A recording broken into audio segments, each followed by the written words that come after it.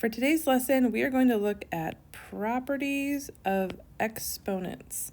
And this is a review. So a review, some of it might be from pre-algebra or algebra 1 or earlier this year, properties of exponents that you have learned prior to this. So if we look here, so properties of exponents. This over here is kind of like pre-algebra. What does an exponent even mean? Anything to the power of 0 is 1. And then really here are the properties we're going to focus on, these top three. Maybe you remember negative exponents mean fractions. And then this last property we're actually going to talk about later this unit. But these are the main focus of today's video. So the first property is the product rule, or sometimes we call a product of powers. So product means multiply, and then we're multiplying powers, and notice how they have the same base. So what do we do? So let's look at an example. If I have x to the third times x to the fourth. So when in doubt, write it out. Well, what do exponents mean? X to the third means x times x times x. And x to the fourth means x times x times x times x. And this really is just all multiplication. How many x's do I have now? Well, I have 7, so that would be x to the 7th. So 3, 4, 7. So what you should notice in this property is that you add the exponents. So when you have a product of powers, you add the exponents. So we're going to do two examples for this property. So the first example is 6x to the third times 4x to the fifth. So we have a lot going on here. We have these exponents that if we remember we're going to add, but we have these numbers in front. The numbers in front, these coefficients, are not exponents. They're just regular numbers. And all of this is really just multiplication, and I can multiply in any order. So I like to rearrange this, and I'm going to put my coefficients together, 6 times 4 times x to the third times x to the fifth. And then, so 6 times 4, those are just regular numbers. We don't add the exponents because those are not exponents. 6 times 4 is 24. And then for the powers, we use the property. This becomes x to the 8th. So for our next example, so it's still just product of powers. These parentheses really just signify multiplication. So, and really, this is all just a bunch of multiplication. So we don't need the parentheses. Sometimes we use them just to kind of separate two different ideas. But once again, we can group these together. Move our coefficients together. So think of this as 2 times negative 3. And then we have our x's times x to the fifth. And then our y's times y to the third times y squared. And now think about each of the groups separately.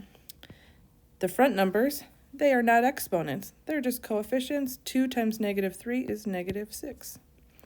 And then we apply the property to the powers. Okay, so x by itself actually has exponent 1. We just don't write it. So add the exponents. That becomes x to the power of 6. And then our y's, y to the power of 5. All right, and then the next property is the quotient rule, a quotient of powers, which simply means we are dividing powers with the same base. So if we're going to look at a basic example, let's look at x to the 8th over x squared. So to understand the property, when in doubt, write it out. So x to the 8th means x times x. 8 times. X squared means x times x. All right, so now let's think about this. Anything divided by itself cancels out to 1. So x divided by x cancels. X divided by x cancels. And now all of a sudden I don't have anything in my denominator, and I have 6 x's left over, x to the power of 6. So 8 to 6. So for this property, when we are dividing powers, what do? We subtract the exponents. So let's do 2 examples for this property. So 5x to the 12th over 15x to the 3rd. So similar to before, I want you to almost break these apart. I want you to think, okay, 5 over 15, those are not exponents. They're just regular numbers. So I want you to think about simplifying the fraction. And then if we have x to the 12th and x to the 3rd, we apply the property. So 5 over 15 simplifies to 1/3.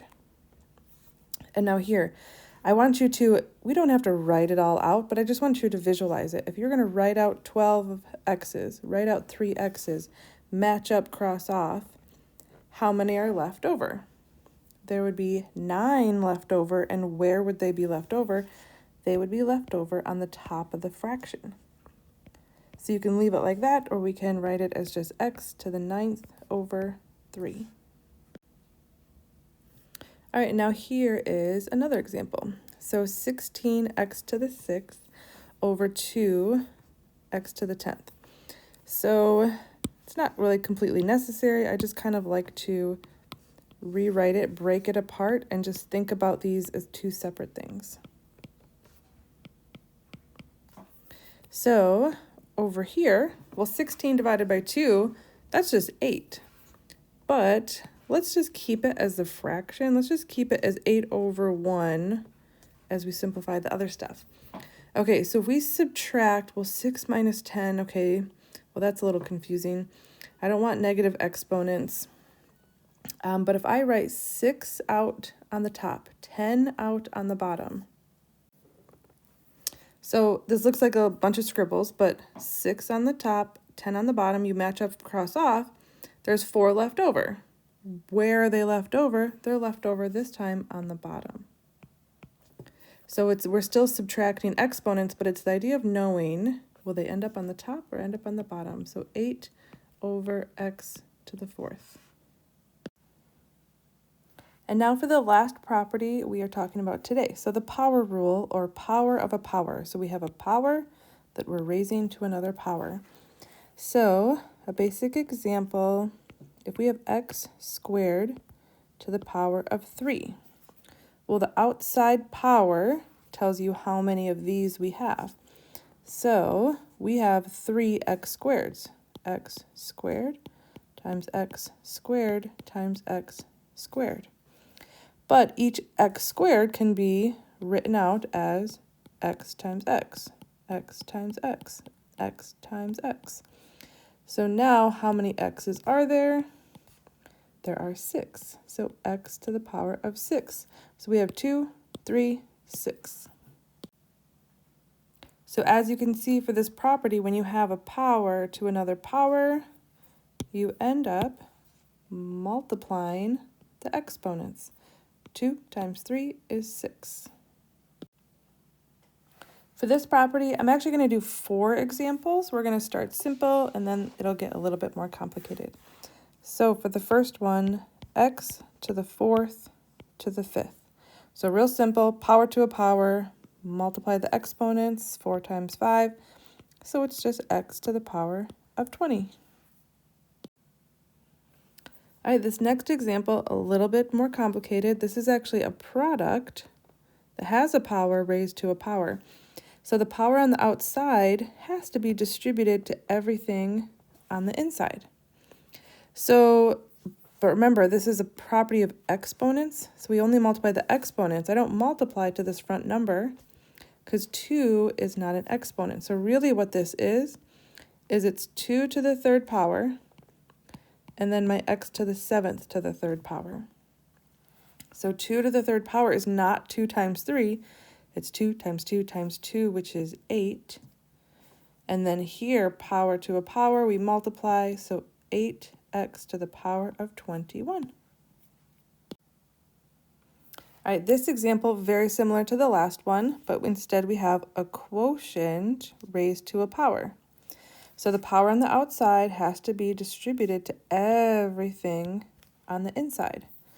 This 3 in the numerator, that's not an exponent. That's just a regular number. So it's 3 to the power of 3 over, that's x to the 8th to the 3rd. All right, so 3 to the 3rd, that's not 3 times 3. It's 3 times 3 times 3, so 27. And now here, power to a power, multiply your exponents, x to the power of 24. All right, for our last example, a little bit more complicated, but I want to challenge you to pause the video, try it on your own, and then come back and see if you did it right. So for this, that 6 on the outside gets distributed throughout, multiply all the exponents. But the 4, it's not 4 times 6, it's 4 to the power of 6, which actually ends up being 4,096.